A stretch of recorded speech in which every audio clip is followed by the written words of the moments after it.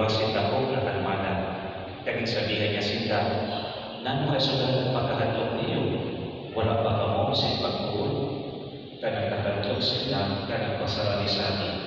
Sino inatawag na ginagulog maski sa hangin at dagat? Mangilimutan ang Ebanghelyo sa Ginoo.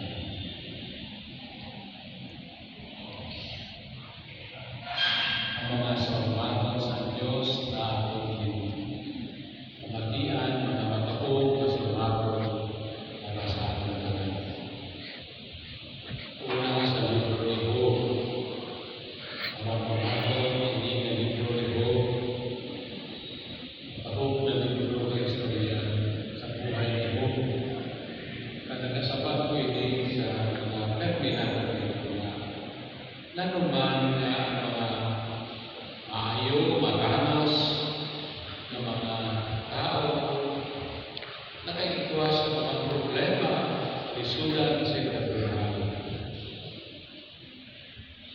Hindi na mga tao, kita mismo, kita ang ating sarili. Pagkatapos sa ating pinahimo ang mga maayo, nagasimba, at dito sa ating pagtuon na naman ito ang nangyayari sa atin. Hindi po natin may kaniyahan. Kaginadagdagan pa natin ang sakit sina, kabuhat sina, pagkatulog sina.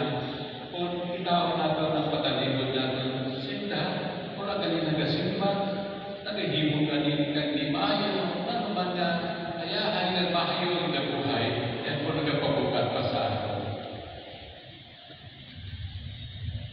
Ano po ang sabat sa Ginoo? Yun po ang libro ni Job. Wala sa sabat, ano ang reklamo ni Job, kundi sa katapusan nagsabi na pagdinato. Sa tubang sa bagyo, ang Ginoo nagsorbaton kay Job. Kanang sorbaton sa Ginoo kay Job, pati sa iya makagagaho. O, ikabatang ginhimo pwede ng mga tanan sa mga talibod, ano ba bertaan ang pagsirado sa mga dagat, ang pagtuna sa dagat sa palabok. Yan ang lisod nga nasa Ginoo. Pag simple sabihin natin, hindi na ito naram. Kaya kung hindi na ito naram, ang Ginoo lang nakaram. Ibig sabihin, magsali ka sa Diyos na nakaaram sa kanan. Siya makakagawad na Diyos.